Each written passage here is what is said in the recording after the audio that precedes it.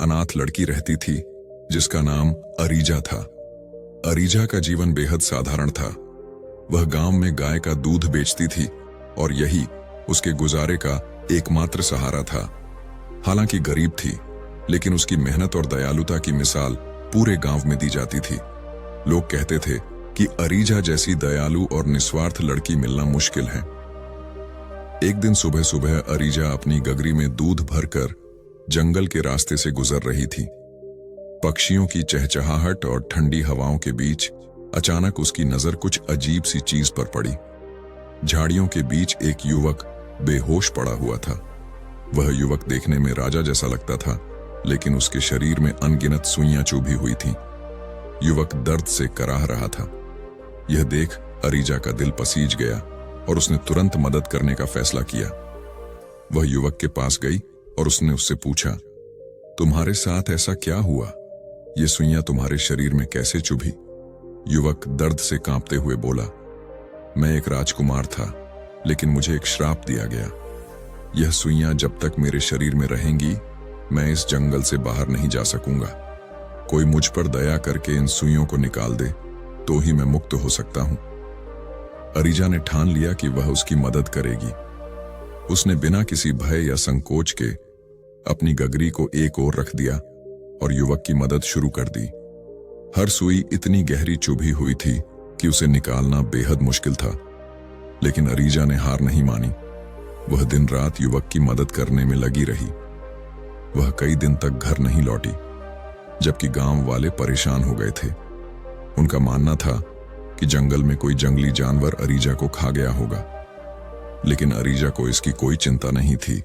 वह बस युवक के दर्द को कम करने और उसकी मदद में लगी रही।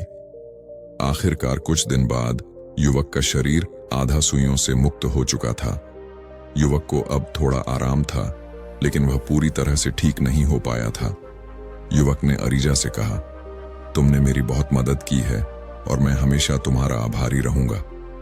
मैं तुम्हारे लिए कुछ भी कर सकता हूं जो तुम चाहो। अरीजा ने मुस्कुराते हुए कहा, मुझे तुम्हारे लिए कोई इनाम नहीं चाहिए। मैं सिर्फ तुम्हारी तकलीफ को कम करने के लिए यहां हूं। 1 महीने बाद युवक के शरीर की अधिकांश सुइयां निकाल दी गईं। अब केवल उसकी आंखों में चुभी हुई सुइयां बची थीं। अरीजा ने सोचा कि इन सुइयों को बहुत ही सावधानी से निकालना होगा ताकि युवक की आंखों को कोई नुकसान न पहुंचे। ठीक उसी वक्त एक साधारण सी लड़की जिसका नाम सुधा था, जंगल में आई। सुधा ने अरीजा से कहा, तुम बहुत मेहनती और दयालु हो, क्या तुम थक नहीं गई हो? क्यों ना तुम थोड़ा आराम करो, मैं तुम्हारी मदद कर सकती हूं। अरीजा ने उस पर भरोसा जताया और कहा, ठीक है, लेकिन ध्यान रखना, आखिरी सुइयां बहुत मुश्किल हैं, मैं जल्दी लौटूंगी। सुधा के हाथों से जैसे ही आखिरी सुइयां निकली, युवक ने एक गहरी सांस ली और धीरे धीरे उठने की कोशिश की। उसकी आंखों में चमक आ गई थी, जैसे वह अब पूरी तरह से मुक्त हो चुका था। वह बोला, तुमने मुझे बचा लिया, मैं तुमसे बहुत आभारी हूं। लेकिन इसी बीच जब अरीजा कुछ समय के बाद वापस लौटी तो उसने देखा कि युवक पूरी तरह से ठीक हो चुका था। युवक ने सुधा का धन्यवाद किया और कहा, तुमने मुझे बचाया है, मैं तुम्हारी आभारी हूं। मैं तुम्हें कोई भी इनाम दे सकता हूं, तुम जो चाहो वह पाओ। सुधा ने मुस्कुराते हुए कहा, मैं तुम्हारी रानी बनना चाहती हूं। राजकुमार ने हंसते हुए कहा, मुझे यह स्वीकार है। यह सब देख अरीजा का दिल टूट गया। वह सोचने लगी कि उसकी दयालुता का क्या परिणाम है। क्या यही उसका बदला था? उसने चुपचाप सोचा कि अब उसे अपनी जिंदगी में वापस लौट जाना चाहिए। अरीजा ने बिना कुछ कहे वहां से जाने का निर्णय लिया और अपनी गगरी उठाकर जंगल के रास्ते पर चल पड़ी। जैसे ही अरीजा रास्ते पर चलने लगी, राजकुमार की नजर उस पर पड़ी। उसने देखा कि वह बहुत उदास थी और उसकी आंखों में गहरी निराशा थी। राजकुमार ने उसे जाते हुए देखा। उसे महसूस हुआ कि कुछ गलत था और वह असमंजस में पड़ गया कि क्यों महिला इतनी दुखी और चुपचाप जा रही थी। राजकुमार ने अपनी नौकरानी सुधा से पूछा, वह कौन थी और क्यों वह इतनी चुप थी? सुधा ने झूठ बोलते हुए कहा, वह एक गरीब दूध बेचने वाली थी जिसे मैंने मदद की थी। सारी मेहनत मैंने ही की है, अब तुम मेरे हो। राजकुमार को सुधा का जवाब संदेहास्पद लगा, लेकिन उसने इस पर ज्यादा ध्यान नहीं दिया। वह महल की ओर लौट गया और अरीजा के बारे में सोचता रहा। इधर अरीजा ने घर लौटने के बाद अपनी गगरी को एक कोने में रखा और अपने काम में खो गई, लेकिन उसका दिल टूटा हुआ था, क्योंकि वह जान चुकी थी कि उसकी दयालुता का सही मूल्य नहीं मिला। अरीजा खुद को काम में व्यस्त कर लिया। कुछ दिनों बाद राजकुमार को बार बार अरीजा की याद आने लगी।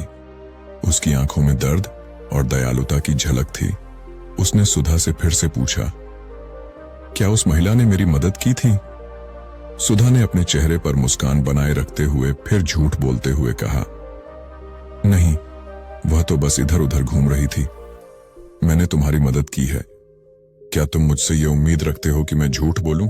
राजकुमार ने उसकी बातें सुनी, लेकिन उसकी आंखों में एक अनजानी सी चुप्पी थी। उसे लग रहा था कि सुधा उसके सामने कुछ छिपा रही है, लेकिन वह कुछ नहीं कह सका। उसकी आंखें अब सुधा पर गहरी नजर डालने लगी थीं। उसे अब विश्वास नहीं हो रहा था कि सुधा पूरी सच्चाई बोल रही थी। राजकुमार को अब यह सब कुछ संदेहास्पद लगने लगा था, इसलिए उसने सोचा कि वह इस मामले को लेकर वृद्ध से परामर्श करेगा। बूढ़े वृद्ध के पास कई वर्षों का ज्ञान था और वह राजकुमार को सही रास्ता दिखा सकता है। राजकुमार ने जंगल की गहरी गलियों में जाकर उस वृद्ध से मिलने का तय किया। वृद्ध के पास पहुंचने पर उसने सब कुछ बताया और वृद्ध ने उसकी आंखों में देखकर कहा, तुमने सुधा के झूठ को पहचाना है। वह महिला जिसे तुम मदद के रूप में देख रहे हो कोई और नहीं बल्कि वह गरीब अरीजा है। राजकुमार ने यह सुनकर आश्चर्य में पड़ गया। वह समझ चुका था कि सुधा ने उसे धोखा दिया था। राजकुमार ने महल लौटते ही सुधा की लालच को देखा, जो राजकुमार से महंगे कपड़े और गहनों की मांग कर रही थी। राजकुमार ने अपना सारा काम छोड़ दिया और गांव-गांव अरीजा के बारे में जानकारी लेने निकल पड़ा। उसने न सिर्फ अरीजा के गांव में बल्कि पास के हर इलाके में उसकी खोज की। कई दिनों की मेहनत के बाद एक बुजुर्ग ने उसे बताया कि अरीजा उसी गांव की एक गरीब लड़की है जो गाय का दूध बेचने का काम करती है। राजकुमार अरीजा की झोपड़ी तक पहुंच गया और उसकी झोपड़ी में जाकर उसके सामने सिर झुका दिया। राजकुमार ने कहा, मुझे माफ कर दो, मैंने तुम्हारी मेहनत और दयालुता को पहचाना नहीं। अब मैं समझ गया हूं कि असली नायक तुम हो। अरीजा ने धीरे से कहा, मैंने तुम्हारी मदद किसी इनाम या पहचान के लिए नहीं की थी, लेकिन अब तुम सच जान चुके हो और यही मेरे लिए सबसे बड़ी बात है। राजकुमार ने अरीजा से फिर पूछा, क्या तुम मेरी रानी बनोगी? अरीजा ने राजकुमार की आंखों में सच्चाई और सम्मान की झलक देखी और उसने चुपचाप मुस्कुराते हुए कहा, तुम्हारी मदद के लिए मैं आभारी हूं, लेकिन मैं अपनी सादगी भरी जिंदगी में खुश हूं। मुझे किसी शाही जीवन की आवश्यकता नहीं है। तुम जाओ और अपनी प्रजा के लिए एक अच्छा राजा बनो। राजकुमार ने महल में लौटने के बाद सुधा के असली इरादों का पर्दाफाश किया।